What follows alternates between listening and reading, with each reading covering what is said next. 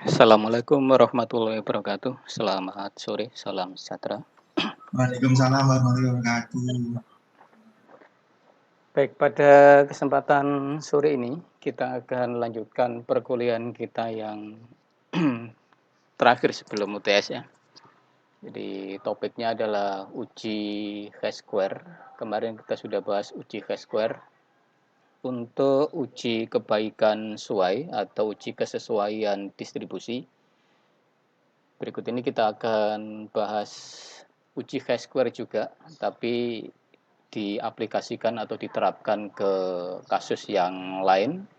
Ada 3 yang akan kita bahas. Uji proporsi 1 sampel, kemudian uji proporsi 2 lebih dari 1 sampel. Jadi intinya adalah kita masuk ke uji proporsi kali ini.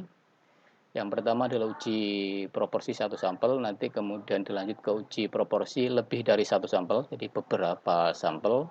Itu nanti kita split jadi 2, uji proporsi beberapa sampel yang kita spesifikkan proporsinya sama dengan suatu angka tertentu. Dan split yang kedua adalah uji proporsi lebih dari 1 sampel, tetapi kita tidak spesifikkan proporsinya sama dengan angka tertentu, tidak. Jadi kita biarkan secara global. Jadi kalau misalkan ada 3 proporsi yang mau kita uji, berarti P1 sama dengan P2 sama dengan P3. Hanya seperti itu. Tidak sama dengan suatu value tertentu. Tetapi dalam splitan yang pertama, nanti P1 sama dengan P2 sama dengan P3 sama dengan suatu angka tertentu, misalkan sama dengan 0,4. Ya, ada spesifik value di sini, 0,4. Ya, jadi menjadi 2 splitan, ada spesifik value dan ada yang berbentuk secara general umum, tidak ada spesifik value. Oke, kita masuk yang pertama, yaitu uji proporsi 1 sampel atau 1 populasi. Ini secara teori sudah kita bahas pakai uji Z ya, secara teori. Nah, ini adalah alternatif pakai uji Chi-square. Jadi uji proporsi 1 sampel juga bisa kita gunakan uji Chi-square ya. Jadi teorinya seperti ini. Jadi diasumsikan percobaan Bernoulli. Percobaan Bernoulli itu adalah 1 kali trial, hasilnya sukses atau gagal ya. Jadi dalam satu kali trial ada 2 kemungkinan hasil, ada 2 kejadian yang mungkin kita kategorikan dan A1 dan A2. Jadi sukses atau gagal. Ya, ini masing-masing adalah sukses atau gagal. Kemudian probabilitas A1, probabilitas suksesnya kita simbolkan dengan P, dan probabilitas gagalnya kita simbolkan dengan negasinya Q, yaitu 1 minus P. Jadi karena ada 2 kejadian, jumlah total probabilitas harus sama dengan 1. Kalau 1 kejadian itu probabilitasnya P, berarti yang satunya adalah 1 minus P. Oke, jadi percobaannya adalah Bernoulli. Kemudian untuk 1 trialnya ya, 1 kali trialnya. Di 1 kali trial itu sifatnya Bernoulli, hanya ada 2 kemungkinan hasil, sukses atau gagal. Nah, kalau itu diulang berkali-kali di sampel acak dari N percobaan dia mati, jadi artinya trialnya itu Bernoulli-nya itu diulang N kali. Bernoulli-nya itu diulang N kali. Jadi percobaan pertama nanti sukses gagal, percobaan kedua juga sukses gagal, dan seterusnya. Nah, kalau masuk ke N kali, ini masuk ke percobaan binomial ya. Jadi kalau 1 kali itu Bernoulli, kalau N kali nanti menjadi binomial. Nah, misalkan O1 itu observasi di A1, observasi atau banyaknya, ya karena A1 itu terkait dengan sukses, berarti ini banyaknya sukses, kita simbolkan dengan X, dan banyaknya O2 itu banyaknya yang gagal, indeksnya 2, itu A2, itu yang gagal, kita simbolkan dengan ya apa namanya, sisanya, karena ada N trial yang sukses X, berarti N min X gagalnya. Oke, itu observasi, pengamatan atau yang terobservasi kita simbolkan dengan X, sukses, dan yang gagal adalah N min X. Oke, kemudian kita ingin menguji apakah P sama dengan P0, apakah proporsi yang sukses itu sama dengan P0 suatu angka tertentu, lawan H1 proporsi sukses tidak sama dengan P0. Ya, dalam konteks ini kita ingin menguji hipotesisnya adalah spesifik ini ya, jadi tidak pakai lebih besar lebih kecil, tapi kita pakai H1-nya adalah P tidak sama dengan P0 suatu angka yang ditentukan, dispesifikkan. Di bawah H0 banyaknya kejadian dari setiap kejadian. Nah, ini banyaknya kejadian secara ekspektasi ya, nilai harapan disimbolkan dengan E. Di E itu adalah ekspektasi. Banyaknya kejadian secara harapan, nilai harapannya. Di bawah A1, di bawah A1 itu berarti yang sukses. Itu sama dengan N kali B0, banyaknya trial dikalikan dengan probabilitas sukses, dan ekspektasi di kelompok yang gagal, yang A2, itu adalah N, banyaknya trial dikalikan dengan probabilitas yang gagal, yaitu 1 min P0. Disajikan di tabel 4 berikut.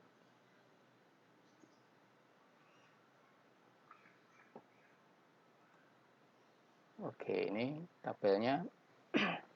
Nilai harapan dan pengamatan atau ekspektasi dan observasi. Ekspektasi harapan simbolnya E, pengamatan observasi simbolnya O. Kejadian ada kelompok A1 sukses, A2 adalah kelompok yang gagal dari N trial itu ya. Probabilitas suksesnya adalah B0, probabilitas gagalnya adalah selisihnya 1 min B0, secara total 1 ya. Kemudian ini dua baris terakhir ini yang kita perlukan nanti untuk perhitungan chi-square-nya, x kuadratnya, yang mana ada O dan ada E itu ya. Jadi kalau kejadian harapan atau ekspektasi simbolnya E, indeks 1, NP0, E indeks 2, N kali 1 min P0 sudah ada di depan. Ini tinggal membuat list di tabelnya saja ya. Secara total ini ditambah ini sama dengan N, dan X ditambah dengan N min X juga sama dengan N ya. Jadi ini adalah ekspektasi dan ini adalah observasi. Selanjutnya membahas uji binomial sampel kecil eksak dan uji pendekatan normal terhadap binomial. Dari tabel ini kita akan gunakan pendekatan chi-square. Pendekatan chi-square adalah pendekatan ya, chi-square itu based on normality juga. Jadi distribusi chi-square x kuadrat itu berbasis dari normal standar yang dikuadratkan ya. Jadi normal standar yang dikuadratkan. Normal standar itu diperoleh dari normal biasa dengan cara standarisasi, yaitu variabel dikurangi dengan mu dibagi dengan sigma. Ya, jadi prosesnya dari normal, kemudian dibawa normal standar, kemudian dibawa ke dikuadratkan ya, menuju ke chi-square ini. Nah, jadi statistik uji chi-square dari distribusi normal baku menghampiri chi-square derajat bebasnya 1. Jadi statistik chi-square ini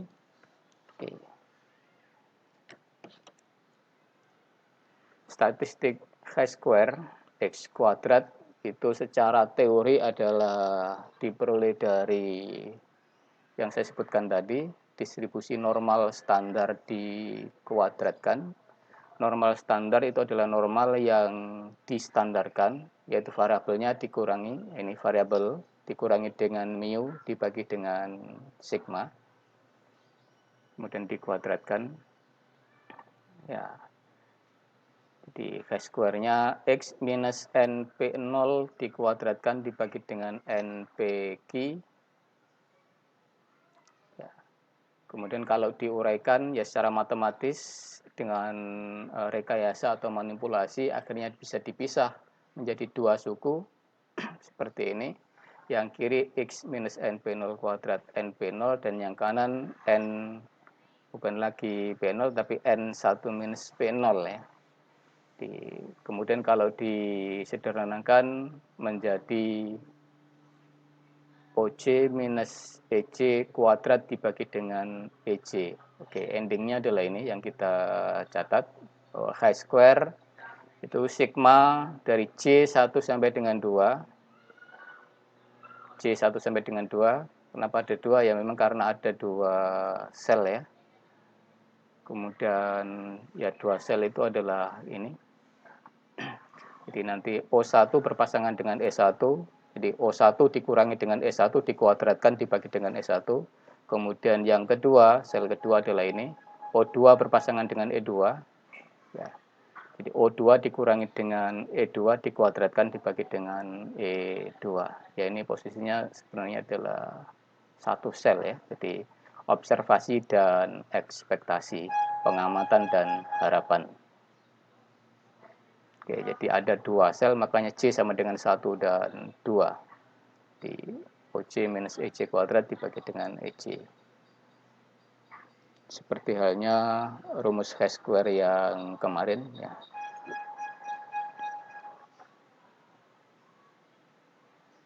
Untuk tingkat signifikansi alfanya diperoleh daerah kritis kapan kita tolak H0 ketika H square yang dihitung di sini lebih besar dari H square tabel pada alfa tertentu dan derajat bebasnya adalah 2 min 1, 1 ya. Jadi karena ada 2 sel dikurangin 1 jadi 1. Jadi untuk uji proporsi satu populasi atau satu sampel, based on sampel, maka ujinya adalah dengan menggunakan Chi-square, dihitungnya pakai ini, dan kita compare dengan Chi-square tabel pada alfa sekian, derajat bebasnya adalah 1. Oke, ini uji proporsi satu populasi.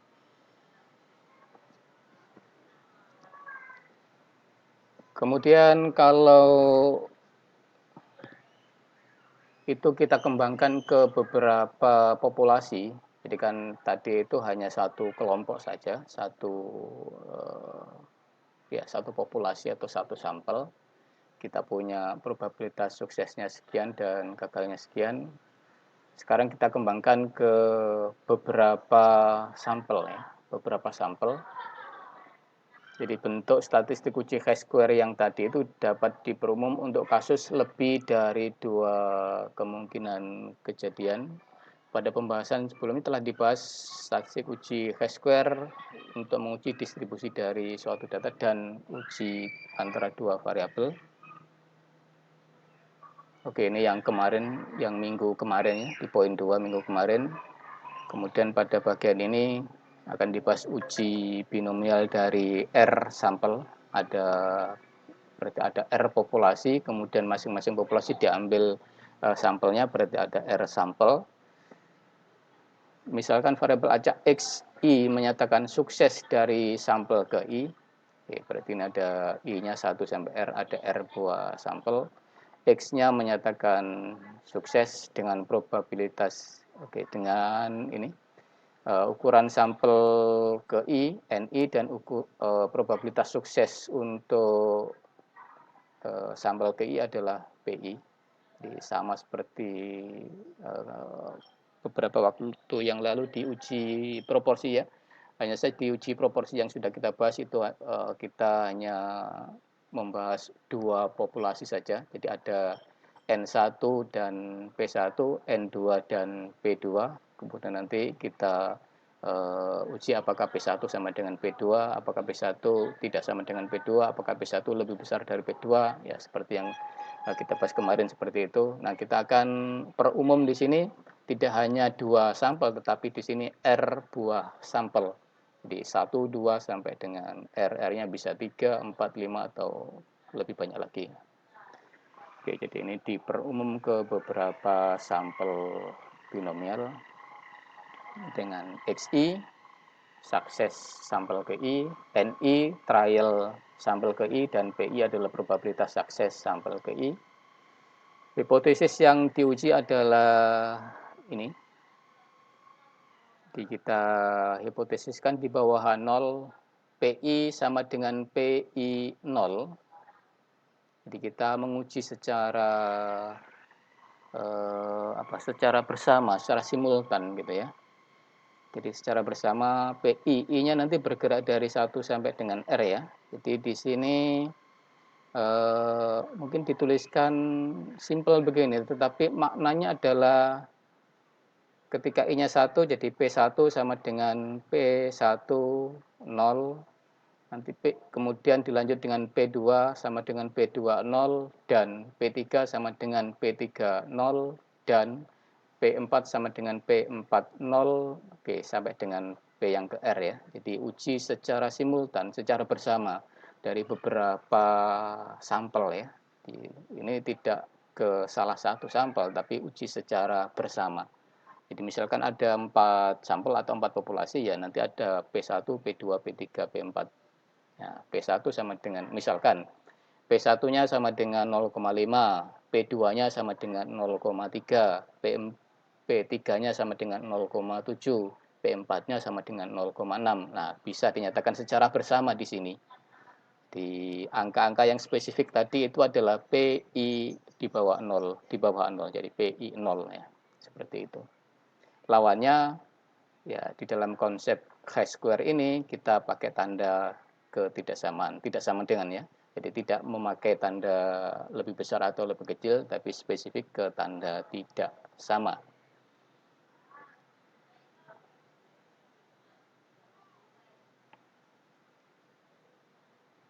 Berikutnya ada pendefinisian OI observasi ya. Observasi sampel ke I di kejadian 1 berarti yang sukses. Ya, ini masih merujuk ke A1 A2 tadi di depan. Di observasi sampel ke I di kejadian A1 atau sukses itu sebanyak XI, dan observasi sampel ke I di kejadian A2 atau kejadian seberangnya atau yang gagal itu ya selisihnya NI dikurangi dengan XI. Oke, ini O observasi ya. Observasi sukses dan observasi yang gagal. Masing-masing adalah banyaknya pengamatan kejadian sukses dan gagal. Oke, sukses yang kiri dan gagal yang kanan dari sampel ke I. Dan terkait dengan itu ada EI1 dan EI2, ekspektasi ya. Jadi ekspektasi untuk yang sukses itu berarti N kali P, NI kalikan probabilitas sukses, PI 0. PI 0 adalah P yang kita setting spesifik tadi ya, di H0 tadi. Suatu angka tertentu yang kita set di bawah H0. Dan EI2 ekspektasi atau banyaknya kejadian secara ekspektasi atau harapan yang gagal adalah banyaknya trial di sampel KI dikalikan dengan probabilitas gagalnya, yaitu 1 min PI 0. Oke, ini masing-masing frekuensi harapan kejadian sukses dan gagal di bawah H0. Kenapa di bawah 0? Ya karena di sini ada PI 0 ya. Oke. Karena jumlah dari variabel chi-square independen, jumlah dari variabel chi-square independen adalah berdistribusi chi-square. Jadi jumlahan, jadi chi-square ya. Ini di poin 2, kenapa diredaksikan seperti ini? Ya ini kan karena based on satu sampel akan dibawa ke beberapa sampel ya.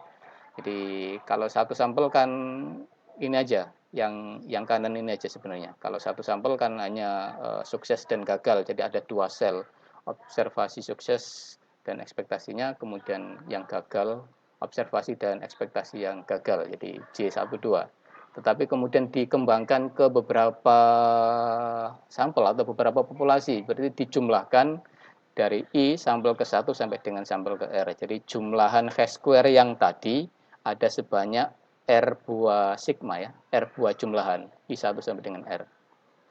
Nah, ini karena chi-square yang tadi antara sampel ke 1, 2, 3 sampai sampel ke R itu independen, dan secara teori kalau sampel-sampel chi-square independen itu dijumlahkan, hasilnya adalah menghasilkan distribusi chi-square juga. Ya, maka jumlahan ini yang kita notasikan dengan hash square juga. Jadi jumlahan yang hash square awal tadi untuk satu populasi atau satu sampel kita jumlahkan sebanyak R sampel I1 sampai dengan R itu juga mengikuti distribusi hash square. Tetapi derajat bebasnya adalah sama dengan R. Derajat bebasnya di sini adalah derajat bebas ngikutin ini ya. Ngikuti banyaknya berapa yang dijumlahkan. Ya. Jadi secara teori untuk R buah jumlahan, jadi ini hash square dijumlahkan sebanyak 1 sampai R, maka hash square-nya di sini derajat bebasnya adalah sebanyak ini. Berapa banyak yang dijumlahkan ya. Jadi R itu menyatakan berapa banyak suku atau berapa banyak yang dijumlahkan. Ya. Di satu buah ini kita anggap sebagai satu suku, satu hash square ya. Makanya di sana tadi kan derajat bebasnya 1 ya di depan tadi. Di satu buah ini adalah satu hash square yang derajat bebasnya 1. Kemudian dijumlahkan sebanyak R buah jumlahan, maka di sini hash square-nya berderajat bebas R. Dan itu nanti yang akan kita pakai sebagai komparasi terhadap hash square ini. Di hash square hitung ini, oke, daerah kritisnya kita akan tolak H0 ketika hash square yang dihitung di sini lebih besar dari hash square tabel suatu alfa tertentu pada derajat bebas R ini ya. Oke, jadi hash square ini adalah hash square yang dihitung di sini. Hash square alfa derajat bebas R adalah ini. Ya, ini hitungan dan ini adalah hash square secara distribusi atau dengan menggunakan tabel ya. Oke, itu untuk uji beberapa proporsi atau beberapa sampel lebih dari 2 umumnya. Ya, kalau 2 sampel saja mungkin bisa pakai yang Z kemarin itu ya. Kalau ini menguji sampel lebih dari 2 proporsi dan tiap-tiap proporsi atau tiap-tiap sampel itu dispesifikkan dengan suatu value tertentu PI0 ya. Jadi saya sebut dispesifikkan, ada nilai PI0 di bawah 0 ya. Maka kita bisa pakai ini hash square-nya, rumusnya ini, dan untuk komparasi terhadap tabelnya adalah hash square alfa derajat bebasnya adalah R. Oke, nah berikutnya kita akan sambung ke konteks yang hampir sama. Konteks yang hampir sama dengan barusan yang kita bahas. Hanya saja bedanya di oh ini contoh. Diberikan contoh dulu untuk yang kasus tadi ya. Diberikan contoh. Lah ini kalau kita lihat di sini, jadi P1, P2, P3 ini value-nya dispesifikkan dengan suatu angka tertentu dan kebetulan di dalam contoh ini P1-nya 0,2, P2-nya juga di set 0,2, P3-nya juga di set sama dengan 0,2 sehingga digabung secara global seperti ini.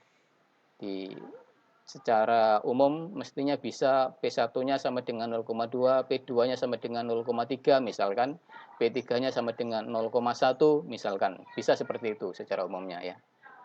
Nah, dalam konteks soal ini diberikan 0,2, 20% sama ya, dibikin sama. Oke, secara narasi redaksinya seperti ini. Seorang pengamat percaya bahwa ada 20% peserta yang hadir dalam populasi dari ketiga balapan yang berbeda. Jadi ini ada 3 kelompok balapan di balapan 1, balapan 2, dan balapan 3. Dan yang mau diamati adalah peserta yang hadir ya.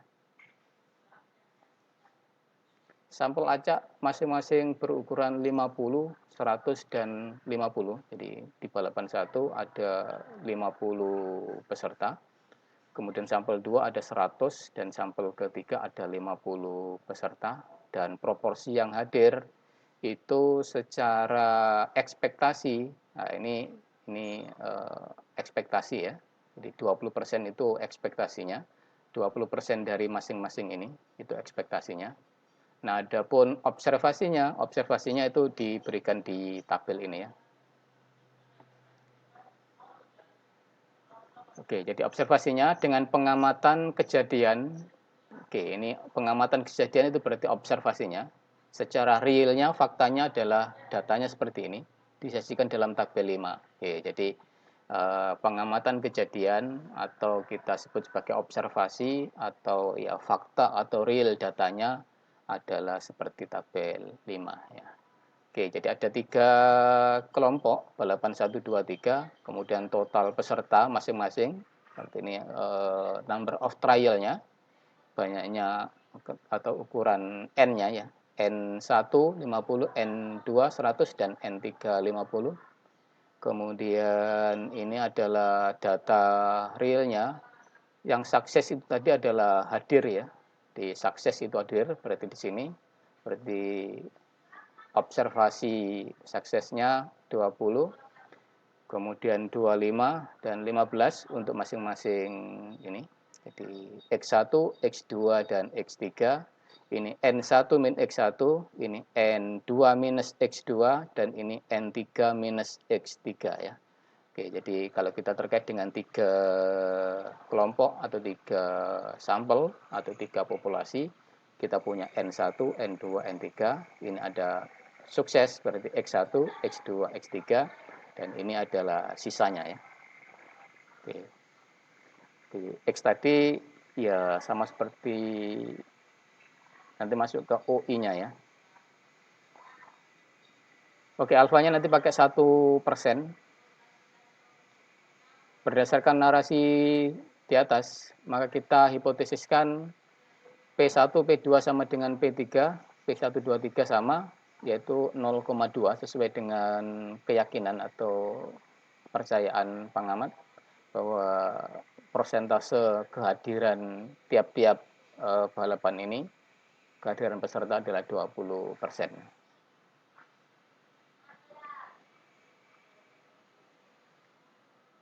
Kemudian kita hitung nilai ekspektasinya.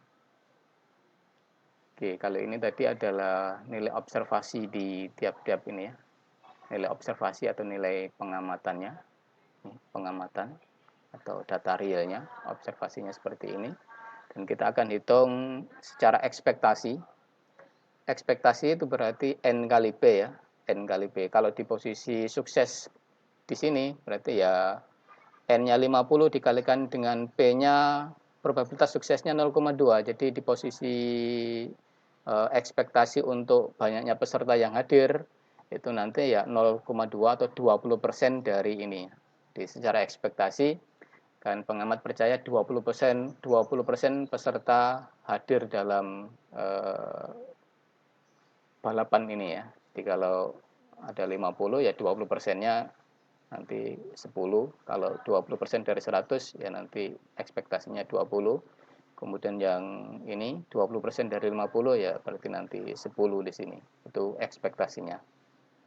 Nah, dihitungnya di sini. Jadi ekspektasi untuk baris 1 kolom 1, baris 1 itu berarti balapan 1, kolom 1 itu berarti yang sukses tadi atau yang hadir. Ini ekspektasi 21 berarti balapan 2, baris 2. Kolom 1 itu berarti yang hadir atau yang sukses. Ini juga sama. Interpretasinya seperti itu. Terus secara teori, ekspektasi itu adalah N kali P. Banyaknya sampel dikalikan dengan probabilitas suksesnya, probabilitas kehadiran. Jadi kalau sampelnya 50, probabilitas kehadiran 20%, ya berarti ekspektasinya sebanyak 10. Kita tempatkan di sini. Ya, 1, 1. Jadi 1 itu adalah balapan 1 dan 1 indeks yang kedua adalah ini. Indeks untuk hadir ini. Atau A1. Ini A1, A2 kalau merujuk ke yang slide awal tadi. Ini juga 20% dari 100 untuk N2, itu ada 20, taruh di sini. Dan ini 20% dari 50, 10, taruh di sini. Oke, sisanya berarti dari 50 yang hadir secara ekspektasi adalah 10, berarti absennya 40. Sisanya ya, N dikurangi. Jadi 50 dikurangi 10. N dikurangi dengan E11 ya. Kemudian kalau dari 100, 20%-nya yang hadir berarti harapannya 20, kemudian yang absen berarti 80. Dari 50 yang hadir secara ekspektasi 10 dan absennya 40. Oke, ini data ekspektasinya sudah ada dan data O-nya tadi di depan sudah ada, tinggal dijumlahkan. Jumlahnya adalah sebanyak I13, J12, berarti ada 3 kali 2, ada 6 kolom ya. Jadi J12 itu berarti kolom 1, kolom 2, kemudian I1 sampai 3 itu berarti baris ke-1, baris ke-2, baris ke-3 ya. Jadi jumlahnya ada sebanyak 6 sel. Jadi ini 1, 2, 3, 4, 5, 6. Jadi seperti itu. Jadi ketika I-nya 1, nanti observasi dikurangi dengan ekspektasi dikuadratkan dibagi dengan EI. Jadi posisi di sel ini dan seterusnya ya. Oke, seperti itu. Kemudian ya ini dihitung 20 dikurangi 10 dikuadratkan dibagi 10 ya. 20 dikurangi 10 dari mana? Ya, 20-nya dari sini observasi sel 1 dikurangin dengan 10 sel 1 dikuadratkan dibagi dengan 10. Kemudian di posisi 2, 30 dikurangi 40 kuadrat dibagi 40. 30, 40. Berarti di sini, tetap di baris 1, sel yang kedua, yang gagal atau yang tidak hadir. 30 secara observasi, OI dikurangi dengan ekspektasinya, 40 dikuadratkan dibagi 40. Oke, seperti itu. Yang ini juga dengan cara yang sama, sampai ke 6 sel itu dan diperoleh angka 17,18 dan ini kita compare untuk daerah kritisnya, daerah tolak H0. Kapan kita tolak H0? Ketika chi-square yang dihitung di sini yang nilainya 17,18 itu ketika lebih besar dari chi-square tabel pada alfa 1%, derajat bebasnya adalah 3. Derajat bebas 3 itu diperoleh dari mana? Dari berapa banyak yang dijumlahkan tadi, berapa banyaknya ini tadi ya, ada 3 populasi, ada 3 sampel, ada 3 kelompok ya. Oke. Di chi-square lebih besar dari, ketika diambilkan dari tabel ini angkanya adalah 11,3 dan ternyata chi-square yang dihitung 17,18, berarti dia masuk daerah kritis, tolak H0 ya. Berarti H0-nya ditolak. Karena H0-nya ditolak, berarti kesimpulannya adalah proporsi kehadiran peserta dari ketiga balapan sama dengan 0,2. Tolak H0 kok sama dengan 0,2. Ya. Jadi kesimpulannya ternyata kesimpulannya salah tadi. Ya, kalau H0-nya proporsi ketiganya sama dengan 0,2, berarti lawannya proporsi, jadi proporsinya tidak sama dengan 0,2 ya. Jadi bisa mungkin P2, P3-nya 0,2 tetapi P1-nya 0,5 bisa jadi. Atau P1, P2-nya 0,2 tetapi P3-nya itu sama dengan 0,1 misalkan. Jadi intinya paling tidak ada salah satu dari P1, 2, atau 3 yang tidak sama dengan 0,2. Itu masuk H1 ya. Jadi di sini di bawah H0 itu semua P sama dengan 0,2. Berarti H1-nya tidak semua P sama dengan 0,2. Berarti paling tidak ada satu yang tidak sama dengan 0,2. Ya, seperti itu ya. Jadi H1-nya. Jadi mungkin P1, P2-nya sama dengan 0,2 tetapi P3-nya tidak. Mungkin P1, P3 sama dengan 0,2 tetapi P2-nya tidak. Atau bisa jadi ketiga-tiganya tidak sama dengan 0,2. Ya, bisa. Di H1 paling tidak ada satu P yang tidak sama dengan 0,2. Oke, itu H1.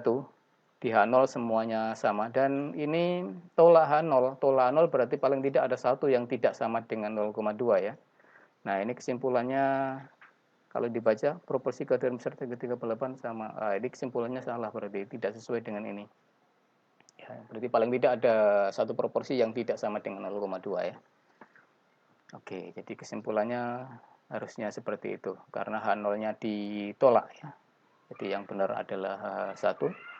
Jadi paling tidak ada satu nilai P yang tidak sama dengan 0,2. Ya, seperti itu.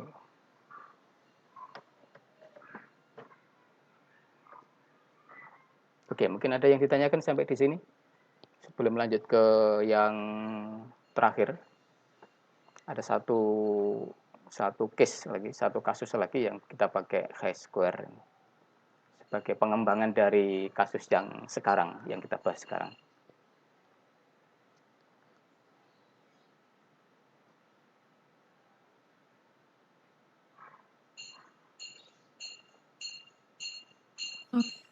Pak mau bertanya. Iya, silakan. Ini kan yang 0,01 ini kan tiganya itu sesuai R yang ini kan ya Pak? Iya, sesuai ini. Jumlah. Itu berarti nggak perlu dikurangi 1 ya Pak? Maksudnya? Oh iya, enggak. Untuk kasus ini tidak perlu dikurangi 1 ya. Iya Pak, makasih. Iya. Tidak perlu dikurangi dengan angka 1. Nanti ada yang dikurangi dengan angka 1 nanti, habis ini. Untuk kasus ini kita tidak mengurangi dengan angka dengan 1 ya. Jadi kita biarkan berapa banyak yang dijumlahkannya. Jadi kita basisnya adalah dari ini ya. Dari berapa banyaknya kelompok ya. Kita anggap sebagai kelompok ini ya. Sebagai sampel atau populasi ya. Jadi kalau yang di pertama tadi, ya ini yang binomial satu sampel, karena terkait dengan satu sampel, maka chi-square-nya di sini chi-square derajat bebas 1. 1 itu dari mana? 1 itu berasal dari satu sampel. Walaupun di sini yang dijumlahkan kan ada 2 sel. 2 sel itu adalah sel sukses dan sel gagal sebenarnya kan. Tetapi based on satu sampel. Yang kita bahas tetap satu sampel itu ada 2 kejadian sukses dan gagal, maka memunculkan 2 sel di situ, sel banyaknya sukses dan sel banyaknya yang gagal. Nah seperti ini. Jadi ini sel banyaknya sukses dan sel banyaknya yang gagal, tetapi ini masih dalam konteks satu sampel. Satu sampel itu ada n trial yang breakdown atau tersplit, jadi suksesnya adalah ini dan gagalnya adalah ini. Walaupun di sini ada 2 sel, tetapi ini based on satu sampel, maka di sini chi-square-nya chi-square derajat bebas 1. Nah, kemudian itu satu sampel kita kembangkan ke R buah sampel, beberapa sampel, dan di sini adalah I-nya 1 sampai R, jadi ada R buah sampel. Nah, dalam contoh ini tadi ada contoh 4, ada sampel 1, sampel 2, sampel 3. Jadi ada tetap di masing-masing sampel ada sukses gagal. Jadi ada 2 sel, sukses gagal juga, ini sukses gagal, tetapi ini secara dasar adalah 3 buah sampel. Maka di sini chi-square-nya juga chi-square derajat bebas 3 ya. Derajat bebas 3.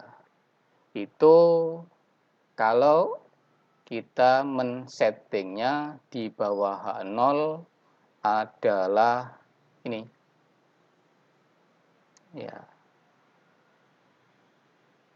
Oke, di bawah H0-nya oke.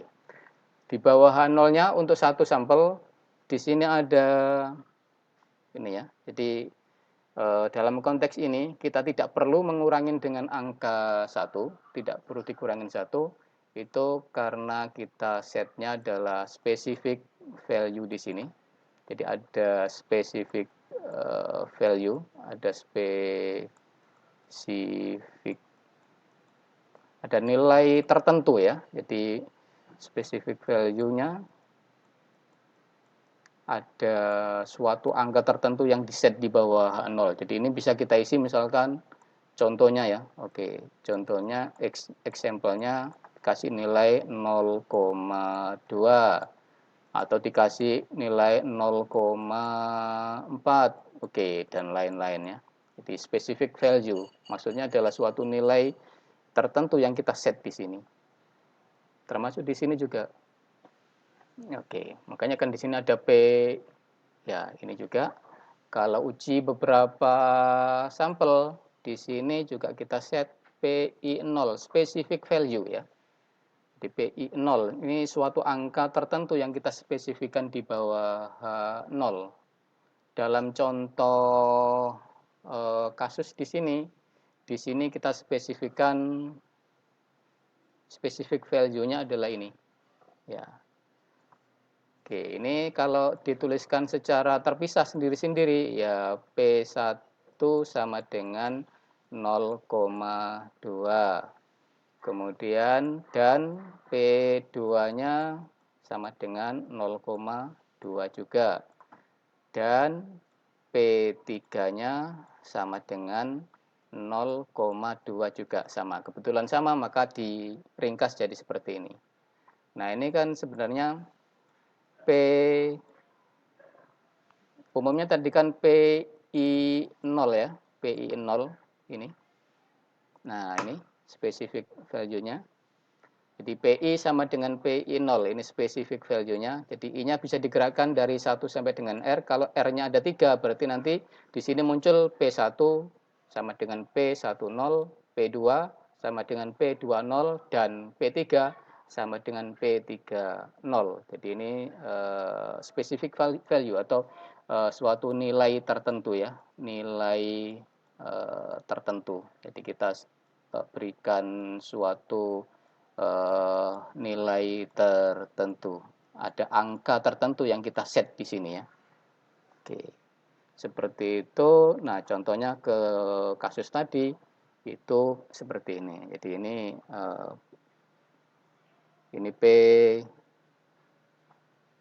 ini P1 di bawah 0 ya. Kalau ini berarti P2 di bawah 0. Jadi ini implementasinya seperti ini ya. Kalau yang ini berarti P3 di bawah 0. Kebetulan ini P10, P20 dan P30-nya di set sama ya, 0,2. Sehingga bisa diringkas jadi seperti ini. Jadi kalau misalkan ini di set beda-beda, ya boleh saja sebenarnya. Dan penulisannya bisa seperti ini, dipisah-pisah. P1-nya berapa dan P2-nya berapa dan P3-nya berapa. Diuji secara simultan, serentak bersama. Oke ya, jadi untuk derajat bebas tadi yang 3 di sini, kita tidak perlu mengurangi dengan, biasanya kan ada pengurang R-1 atau N-1 ya. Kita tidak pakai -1, yaitu karena kita terkait dengan berapa banyaknya populasi atau sampel yang kita amati, berapa banyaknya chi-square yang disigmakan ya. Sesuai dengan teori, berapa banyaknya chi-square yang disigmakan itu langsung sebagai derajat bebasnya. Dan itu ini kata kuncinya tadi di specific value ini tadi ya. Di specific value. Jadi di bawah 0 itu ada specific value.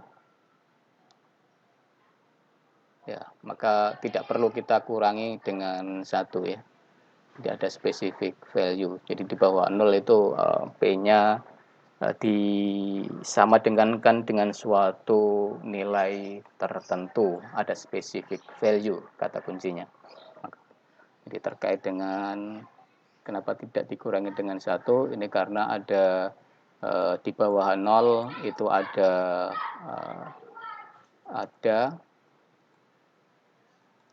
specific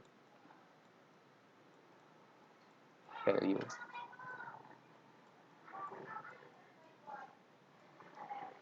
Oke, jadi tidak dikurangi dengan 1 untuk derajat bebasnya. Oke, untuk derajat bebasnya tidak perlu dikurangi 1. Di dB-nya tidak dikurangi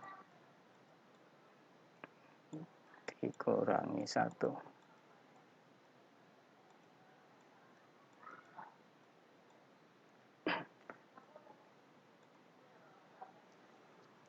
Oke, sementara itu nanti akan kita bahas di berikutnya ini, bedanya dengan yang R-1 seperti apa ya. terkait dengan pertanyaan yang barusan. Mungkin ada pertanyaan lain? Iya Pak, saya izin bertanya. Iya. Untuk kasus P yang berbeda itu ngaruhnya ke ekspektasi ya Pak? Betul. Terus kalau untuk kesimpulannya itu bagaimana ya Pak? Kan nilainya nanti beda-beda gitu Pak. Iya, oke. Berarti kesimpulannya ya paling tidak ada salah satu nilai yang tidak sama dengan yang dihipotesiskan. Ya contohnya kan misalkan, oke seperti ini kan misalkan kita hipotesiskan misalkan ya, di bawah H0 kan ada P1 nilainya sama dengan misalkan 0,2. Nanti ini dan atau titik koma P2-nya misalkan kita set di situ 0,4 misalkan. Kemudian dan atau titik koma P3-nya nanti kita set sama dengan misalkan 0,5. Oke. Setting ini nanti efeknya kemana? Efeknya ke perhitungan ekspektasi seperti yang tadi disampaikan, betul. Jadi akan mempengaruhi nilai ekspektasi ya. Ekspektasi kan N kali P-nya. Ini P0-nya tadi, NP0-nya ya. Ya. Nah, di sini N kalikan P0. Jadi P10, P20, P30 kalau sama jadinya seperti ini untuk menghasilkan ini, tapi kalau misalkan beda-beda ya nanti kan dikalikan dengan 0,2, dikalikan dengan 0,4, dikalikan dengan 0,5 untuk posisi ini. 02, 04, 05 posisinya ya. Masuk ke sini. Itu efeknya. Nah, kemudian di bawah H1, kalau H0-nya seperti ini, berarti, ya ini kan sama aja dengan P1 0,2, dan P2-nya 0,4, dan P3-nya sama dengan 0,5. Kalau semuanya sama, ya berarti kita bisa katakan semuanya sama. Paling tidak ada satu yang tidak sama. Nah, berarti H1-nya kan boleh aja kita tuliskan, paling tidak ada satu yang tidak sesuai atau tidak sama ya. Jadi mungkin P1, P2-nya sama, sudah sesuai, tetapi P3-nya yang berbeda. Jadi paling tidak ada satu yang berbeda atau yang tidak sesuai dengan yang dihipotesiskan ya. Jadi mungkin P2-nya sama dengan 0,4, P3-nya sama dengan 0,5, tetapi P1-nya ternyata tidak sama dengan 0,2. Nah, berarti masuk di H1. Atau ketiga-tiganya memang beda semua ya. Itu masuk di H1. Jadi paling tidak ada satu P yang tidak sesuai. Jadi paling tidak ada satu P, ya ini saya kasih I aja lah. I-nya bergerak dari 1, 2, 3 atau sebanyak berapa sampai dengan R yang tidak sama atau tidak sesuai dengan yang dihipotesiskan ya, tidak sesuai atau sama dengan yang dihipotesiskan di bawah 0. Ya saya singkatkan aja lah di H0 ya. Oke, jadi maksudnya paling tidak ada satu yang tidak sama dengan yang atau tidak sesuai dengan yang dihipotesiskan di sini. Seperti tadi sudah saya jelaskan, mungkin P1-nya sudah sesuai benar 0,2, P2-nya juga sudah sesuai sama dengan 0,4, tetapi P3-nya yang tidak sesuai, tidak sama dengan 0,5. Atau mungkin P2-nya dan P3-nya sama, tetapi P1-nya yang tidak sama. Atau mungkin ada dua yang tidak sama, satu yang sama. Atau mungkin tiga-tiganya malah yang ketiga-tiganya tidak sama. Ya, seperti itu. Itu interpretasi atau penulisan H1 kalau misalkan kita menuliskan hipotesis nolnya itu dengan spesifik value yang berbeda-beda untuk tiap-tiap P-nya.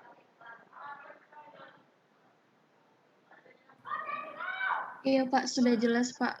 Baik. Terima kasih Pak. Oke.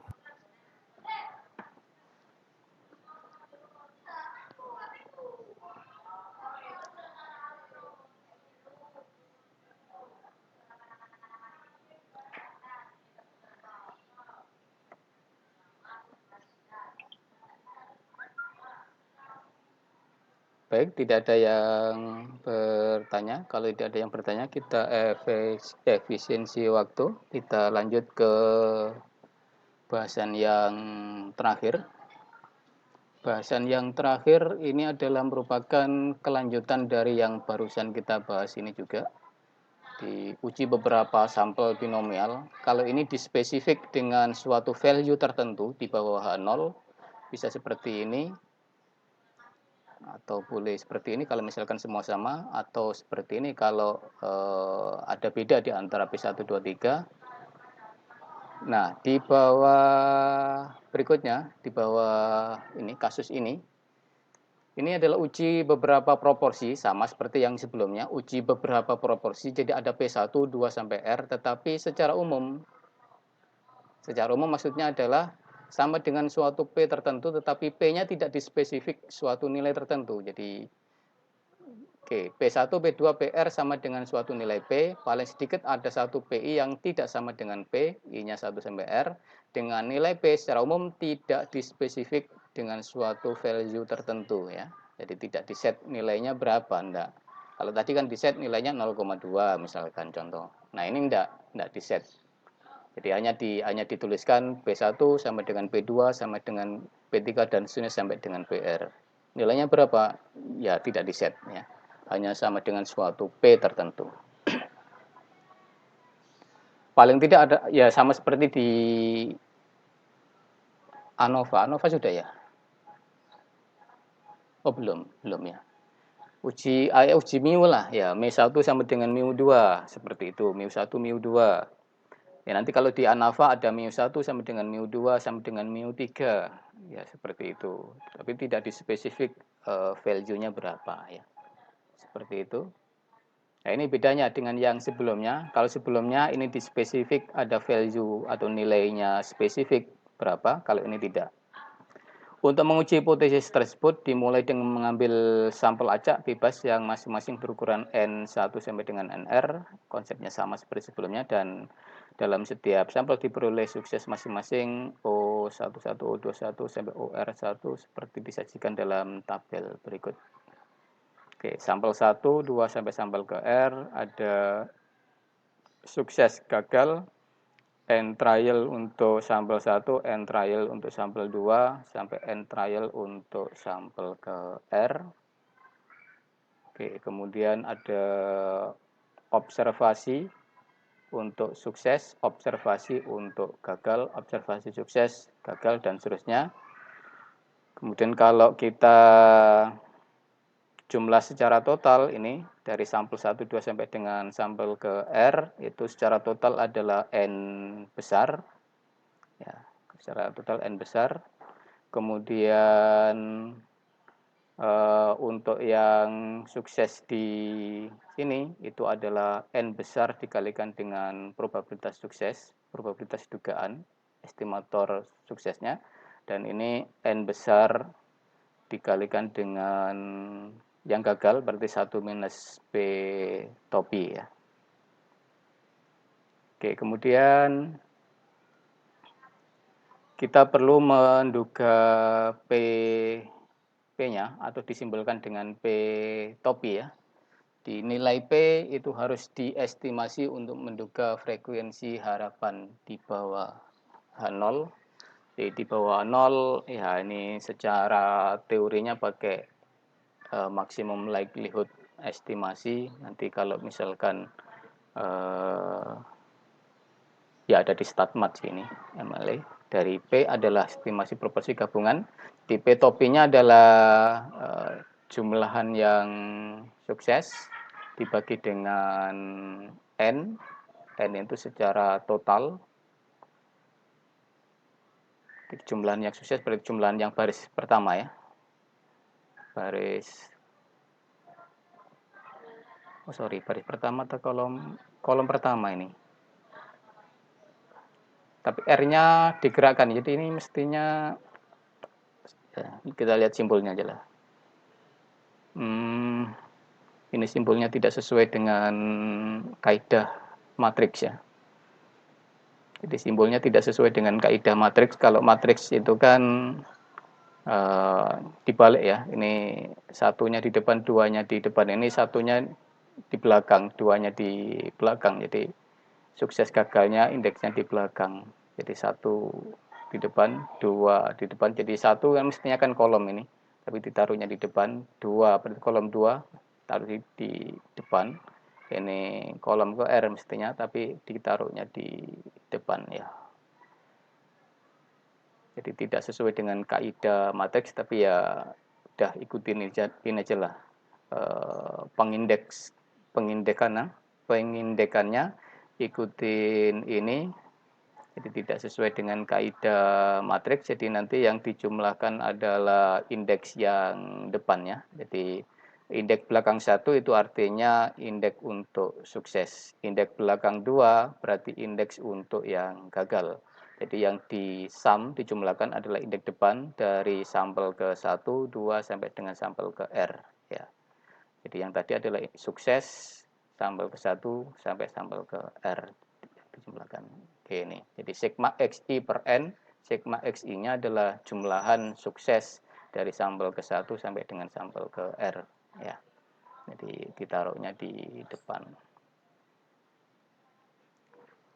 Oke, seperti itu P-topinya. Jadi P-topinya dihitung dulu dari ya kenapa P-topinya dihitung dulu karena kita di sini mengasumsikan bahwa antara P1 sampai dengan PR itu dalam kondisi keseragaman, jadi proporsinya sama dan sama dengan suatu P tertentu, tapi tidak dispesifikan angkanya. Makanya kita cari P-topinya berapa dalam kondisi ini adalah sama.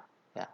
Dalam kondisi sama berarti sampelnya bisa di-combine, bisa digabung atau pool, gabungan ya, pool. Ya, makanya dicari P-topi gabungan dari beberapa sampel ke 1 sampai sampel ke R. Jadi banyak sukses di sampel 1, tambah banyak sukses di sampel kedua dan seterusnya sampai ke R dibagi dengan N secara total. P-topi sebagai dugaan dari yang di bawah H0 ini tadi ya. Jadi kita cari P dugaan di bawah H0 nanti. Kalau sudah ketemu P-topi sebagai rasio banyak sukses dibagi dengan ukuran sampel secara total, kita cari ekspektasi ini, ekspektasi di tiap-tiap ini. P-topi I1, jadi banyaknya trial dikalikan dengan P-topi, sukses. Ini berarti ekspektasi yang sukses di sampel ke I, 1, 2, 3 sampai R. Ini adalah E-topi I2, 2 itu berarti menunjukkan dia adalah yang gagal. Jadi ekspektasi yang gagal sampel ke I-nya 1, 2 sampai dengan yang ke R. Berarti intinya kan N kali P, berarti N kali Q atau N kali 1 min P ya. Oke. Jadi ini ekspektasi untuk yang sukses, ini ekspektasi untuk yang gagal. Sampelnya digerakkan dari I 1, 2 sampai dengan yang ke R. Oke, N-nya yang di sini adalah jumlahan dari trial di sampel 1 sampai dengan sampel ke R. NI. Oke. Kalau sudah diperoleh EI, topi, ekspektasi atau nilai harapan untuk di tiap-tiap sel, baik yang sukses maupun yang gagal, untuk sampel ke I 1, 2 sampai dengan R, kemudian observasinya tadi sudah ada, OI-nya sudah ada, nah berarti bisa dilakukan penghitungan untuk statistik uji H-square-nya. Secara hitungan sigma hampir sama seperti yang sebelumnya tadi ya. Di sigma I sampai R, J sampai dengan 1 sampai 2, OIJ minus, nah ini EIJ topi kuadrat dibagi dengan EIJ topi. Ya, jadi rumusnya sama dengan yang sebelumnya, hanya saja di sini dikasih dugaan topi, karena prosesnya adalah melalui pengalian ini dengan P topi, di mana P topinya adalah combine, gabungan dari seluruh sampel ya. Jadi probabilitas atau proporsi sukses dari keseluruhan sampel. Oke, seperti ini. Kemudian dia berdistribusi chi-square. Nah, ini yang tadi adalah pakai R, tidak perlu dikurangin 1, ya. Sekarang dikurangin 1. Secara teori mengapa dikurangin 1? Karena ada 1 yang diduga, ya. Jadi karena ini tidak di-set suatu value tertentu, sehingga di sini dibutuhkan sebuah estimasi P topi, maka di situ dikurangin dengan 1, ya. Jadi secara mudah penjelasannya seperti itu. Kenapa dikurangin 1? Karena memang di sini ada sebuah proses untuk pengestimasian terhadap P yang tidak di-set, yang tidak diketahui tadi. Kalau yang di kasus sebelumnya itu tadi di sini di-set suatu P tertentu sehingga kita tidak perlu melakukan pencarian P topi, ya. Jadi E-nya langsung dikalikan dengan P yang di-set di sini. Nah, kalau yang di kasus ini P-nya harus diduga terlebih dulu, diestimasi terlebih dulu. Nah, maka itu efeknya ke R-1, ya. Jadi ada 1 parameter yang harus diestimasi, ya. Jadi P topi di sini. Oke, jadi kenapa bedanya apa chi-square R-1 dengan chi-square yang R tadi? Ya, Anda harus tahu perbedaannya. Tadi sudah saya jelaskan kalau chi-square R itu kasusnya adalah ketika P-nya di sini sudah di-set value tertentu, tapi kalau chi-square R-1 di sini diaplikasikan ke uji atau case atau kasus untuk beberapa proporsi, tetapi di sini tidak di-set suatu value tertentu, jadi tidak ada nilai P yang di-set di bawah 0, ya. Oke, jadi biasanya sih dituliskan P1 sama dengan P2 sama dengan P yang ke R. Jadi yang saya lingkarin di sini ya tidak dituliskan biasanya. Kemudian paling sedikit ada 1 PI yang tidak sama kalau di sini di bawah 1, ya. Nah, kalau di sini dituliskan sama dengan P, ya paling sedikit ada 1 PI yang tidak sama dengan P.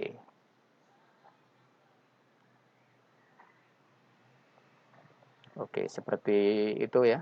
Jadi chi-square-nya ini di-compare dengan chi-square tabel derajat bebasnya R-1 pada suatu alfa tertentu. Di daerah kritisnya chi-square lebih besar chi-square tabel pada alfa tertentu derajat bebasnya R-1. Oke, ini penulisannya mestinya ditaruh di indeks, ya. Jadi bukan di sejajar ini. Seakan-akan chi-square dikalikan dengan R-1. Sebaiknya dituliskan di sejajarnya alfa. Jadi chi-square pada alfa tertentu dengan derajat bebas di indeks sejajar dengan alfa R-1, ya. Penulisan yang umum seperti itu. Contohnya, dalam suatu penelitian dikumpulkan data untuk menentukan apakah proporsi produk yang cacat oleh pekerja yang bertugas pagi, sore, dan malam. Ya, ini ada 3 kelompok atau 3 sampel. Pagi, sore, dan malam itu sama apa tidak, ya, proporsi produk cacatnya. Berarti di sini ada cacat dan tidak cacat untuk waktu pagi, sore, dan malam. Secara observasi ditemukan hasil seperti ini.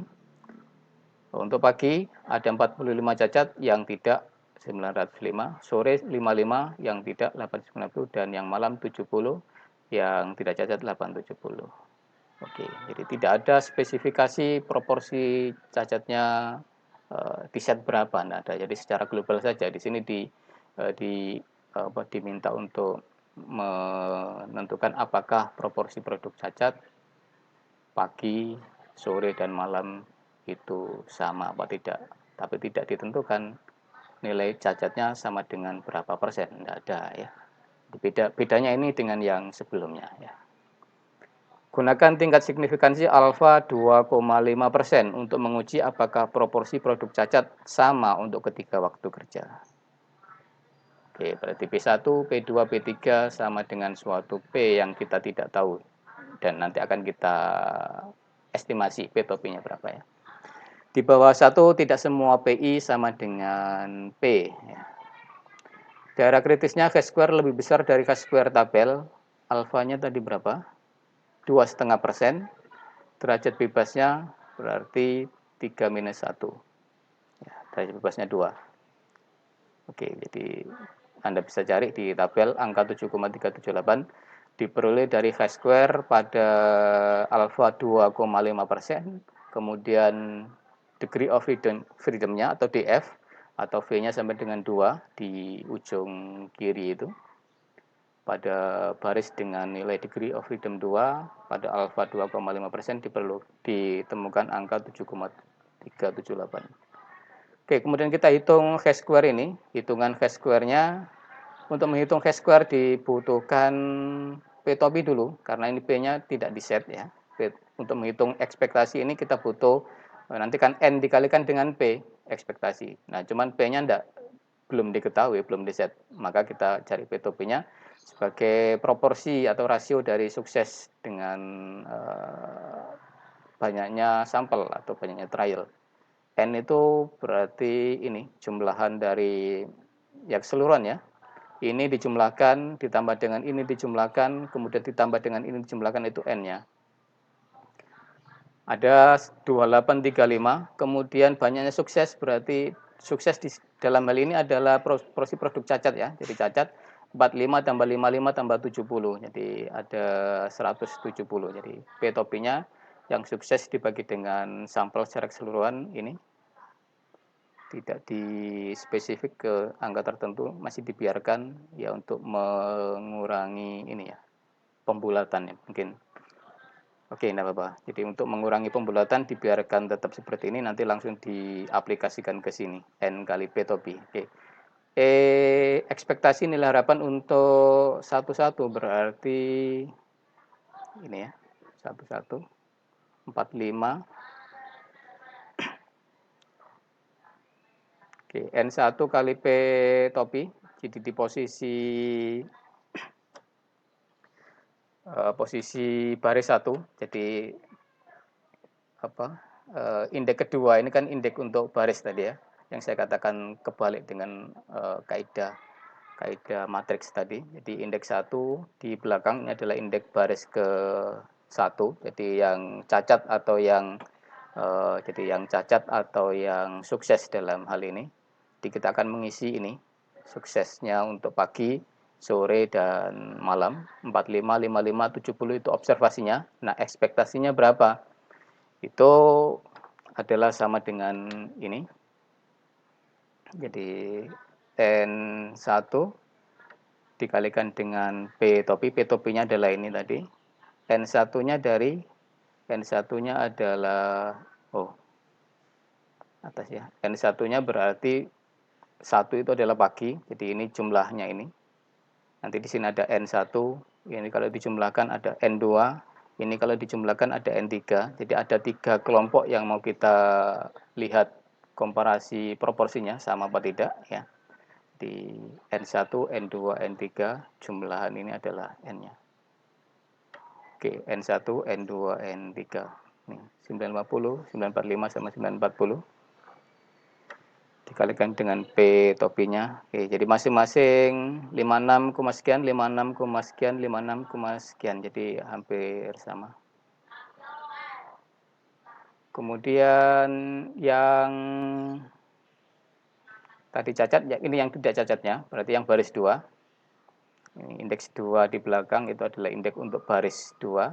1, 2, 3 berarti yang pagi, sore, dan malam. Jadi kolom 1, kolom 2, kolom 3 taruhnya di depan, pagi, sore, dan malam.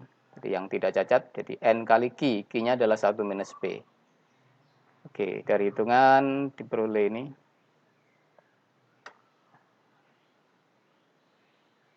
Ini diberikan seperti ini, jadi 1 minus P-topi dalam hal ini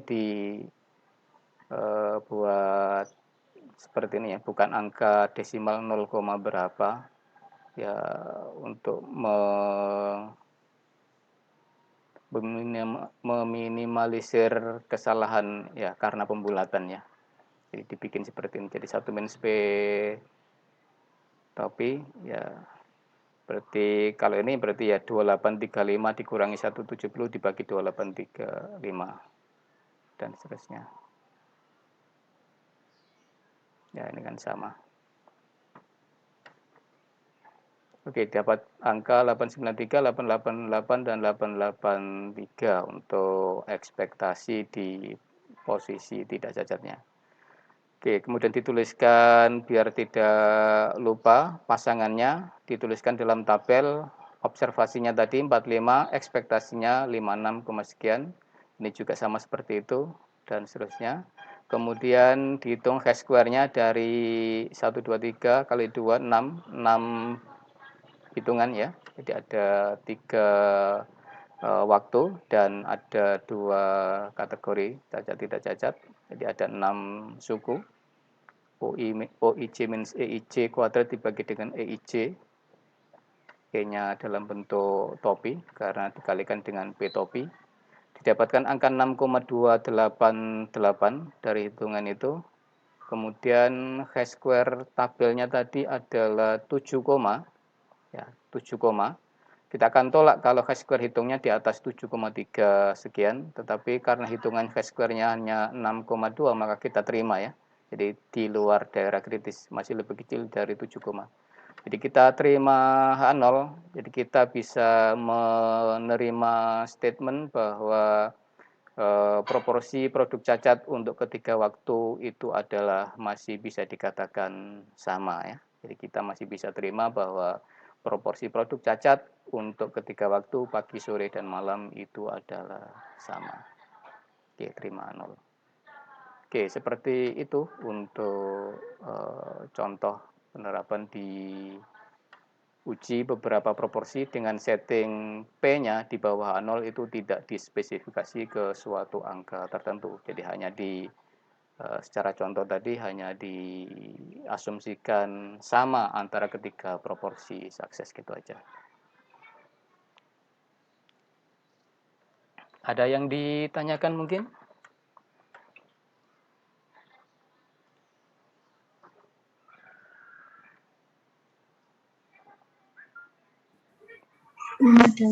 Belum ada ya. Oke, saya kira insya Allah jelas dengan yang perbandingan sebelumnya ya. Jadi di sini dibutuhkan ini ya, dibutuhkan pengetahuan kapan kita pakai yang hash square R, hash square R-1, kemudian perhitungan hash square-nya kita perlu melakukan estimasi P topi dulu. Kalau yang tadi kan kita tidak perlu melakukan estimasi P topi, jadi langsung dari P di bawah 0, PI 0-nya berapa langsung kita pakai untuk menghitung ekspektasi, yaitu N dikalikan dengan PI 0 tadi. Oke, itu bedanya dengan yang tadi dengan yang saat ini. Oke, sebagai latihan,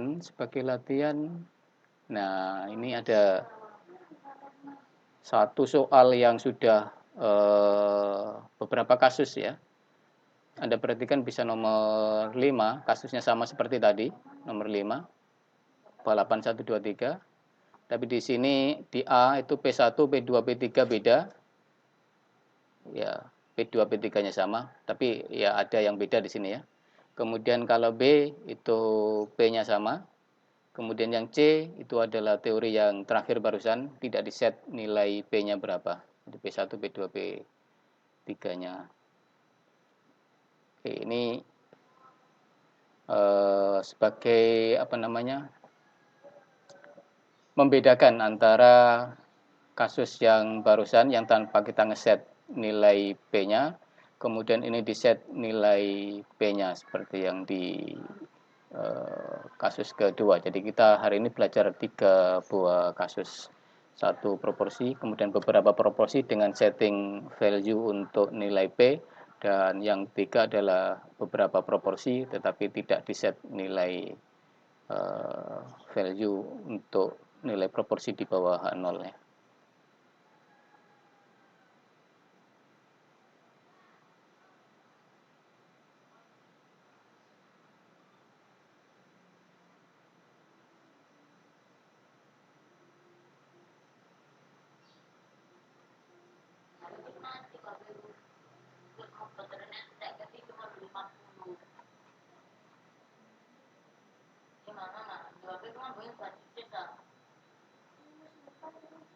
Oke, saya kira cukup untuk sebagai latihan. Ini saya ambilkan salah satu saja.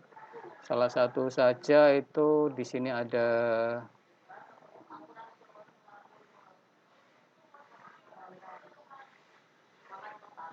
ya, yang hampir sama dengan yang barusan, itu nomor 12.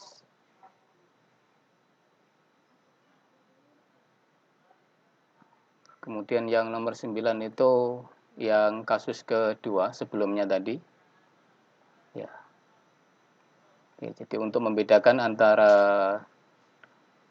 dua teori tadi, silakan bisa dicoba dua soal. Nomor 9 itu settingannya adalah ini, panelnya beda-beda ya, seperti yang ditanyakan tadi. Nomor 9 sama nomor 12 ya. Nomor 9 sama nomor 12 sebagai latihan 9 sama 12. Jadi kalau kita belajar hari ini ada teori 1, 2, 3. Kita berikan nomor 2 sama nomor 3 untuk case-nya, kasusnya. 9 sama 12. Oke, saya kira cukup. Demikian yang bisa saya sampaikan. Terima kasih atas partisipasinya, atas perhatiannya. Mohon maaf atas kekurangan dari saya. Saya akhiri. Assalamualaikum warahmatullahi wabarakatuh dan selamat sore. Waalaikumsalam warahmatullahi wabarakatuh. Waalaikumsalam warahmatullahi wabarakatuh. Terima kasih, Pak. Terima kasih, Pak.